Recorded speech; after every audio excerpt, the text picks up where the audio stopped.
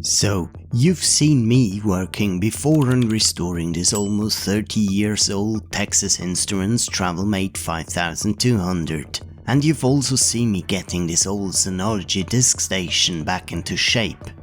Now, here's the command line I use to convert all of the Phintage Collector videos into good old AVI format. And since I've installed both Internet Explorer 4 and Windows Media Player, this Windows 95 laptop can now browse the historic web through ProtoWeb and even play my videos directly from the file server.